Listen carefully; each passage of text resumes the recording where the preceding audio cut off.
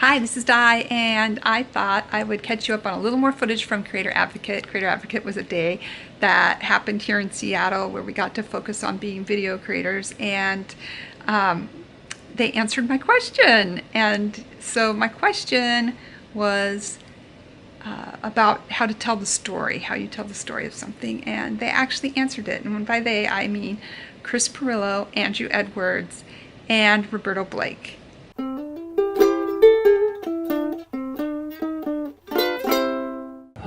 Here's a good question. What are the 3 keys to telling a great story? And then in quotes, the story is king. I think the first key is own it. I'm always careful about that. If I don't own every end of the story, then I'm careful about it in terms of sharing. This is probably more appropriate for people who share personal stories. But if I don't own that entire story or don't have a buy-in, let's say for my wife, let's say something happened between us and I want to share it with the world, if I haven't told her before I share it with the world, that could cause a kerfuffle. And that ain't no video worth a kerfuffle.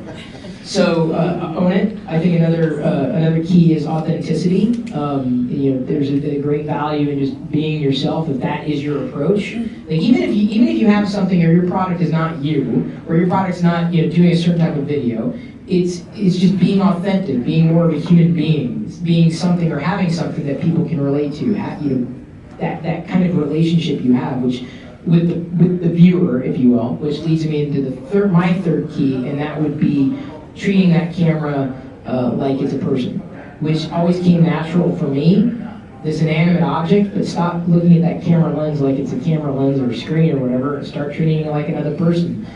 And it sounds weird if you haven't done it before, but it really can make a difference because it makes it easier for people to better identify with what it is you're saying, what story you're laying down, the story that you're building. I don't even think, humor may be a part of it, sure, but I think it's about treating the other person like another person, not just a camera lens. And you treat them that way by talking to them like they're a human being, not a camera. So I think, I don't know if there are 3 keys or 1 key or 20 keys to telling a great story, but I do think that question does kind of remind me of how much people overthink things when it comes to making videos. I think if you really think about it, all of us tell stories every day, not to a camera, but to I might tell stories to my wife. Why am I telling her that story? Because it's something that I'm excited about or that I think she's going to be excited about. So there's a reason. And when you're talking to the camera, it has to be that same thing. It can't just be, I need a story to tell today, so I'm just gonna, here's something. Like it should be something that you can't wait to share. So, for me a few days ago, when the iPhone 10 launched actually, I did, it was just gonna be a story about the phone, but when I went to the store, a bunch of people showed up in medical masks that were upset because here in Washington and Oregon, Apple didn't have any extra phones if you didn't pre-order to stop scalpers, and these were obviously scalpers. And the scalpers called the police on the Apple store for false advertising because Tim Cook said the Apple stores would have phones. So the police came. So long story short, I'm standing in the line at around 6 in the morning in the cold. It's snowing in Seattle. The day before was 72 degrees. And the police are here for false advertising. The customer called the police on the Apple store. Now you can see I'm getting excited right now, right? So that story was part of my video, and the majority of the comments were about the story and not about the phone. And the story was, people liked it because I was so excited to, you guys don't even believe what just happened to me today. Like, storytelling is all about the excitement. Why are you excited about this? I watched the entire video. Yes, let the excitement flow through. And what Chris just said about treating the camera like a person, that's really it. Like, you're in my living room, you're my friend, I need to tell you about this crazy thing that just happened, or this exciting thing, or this personal thing, this sad thing, whatever it might be. There's a reason that you're going to tell this story, and the reason can't just be, well, I need a story to tell today to the camera. No, that's definitely important. I think a lot of people try to force things, especially in YouTube in particular, out of all the platforms. I feel like there's a lot of things that are forced positivity, forced schedules, and that's where burnout and things of that nature happen. And we've seen a lot of large creators burn out, get bored, grow out of things. So three things for better storytelling. Let me see how practical I can make this. Emotional tonality is important because there are some videos that you are approaching serious subject matter. So doing it with a big old goofy grin on your face and everything like that when you're talking about like depression or some serious topic or something that happened in the news, probably not giving the proper respect or context to the subject matter. So I think emotional tonality and intention are important to say, okay, if this is serious subject matter, or if I'm supposed to be excited about this thing, but I have low energy right now, maybe it's not time to make that video today. Maybe I do it when I've had a nap or I had some food or something like that and I'm feeling better. So there's that aspect of it. So I think that's tip number one, is really think about the emotional state you're in and whether that suits the tone of the story that you're getting ready to tell.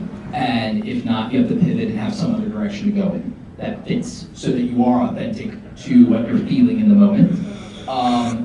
Second thing is all good stories have a definitive beginning, middle, and end. And I would think about how you transition in your stories, both from a storytelling and narrative standpoint, but also how you can do that in terms of visuals. Like, I like the way that you handle B-roll, Andrew. I think that you handle that very well. And Chris, when you're doing long-form content, I think that you're able to thread together the topics and the things that you're covering in a broad way very well to move from one thing to another. At least I think so.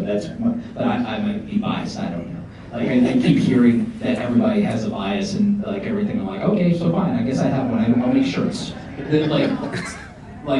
make shirts. Ask me about my bias. Like, whatever. It'll be a conversation starter. It'll be amazing or not. So t-shirts coming soon.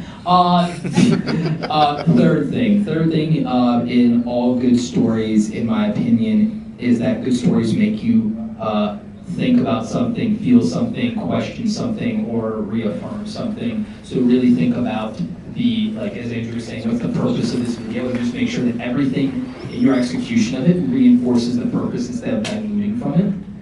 So guess what?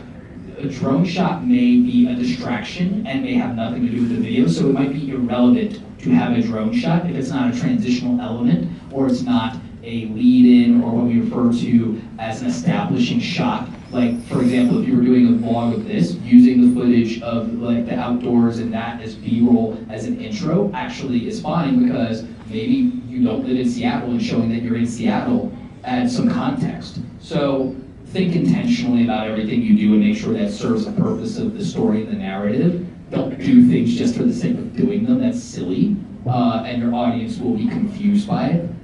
Intention and tonality, emotionally matching, and being authentic to where you are in the moment and the context of the thing, are important. And again, establishing a definitive beginning, middle, and end, and threading those things together properly, paying attention to how you transition from that beginning, middle, and end all matter. Well, thank you so much for watching. Don't forget to subscribe. See you soon. God bless.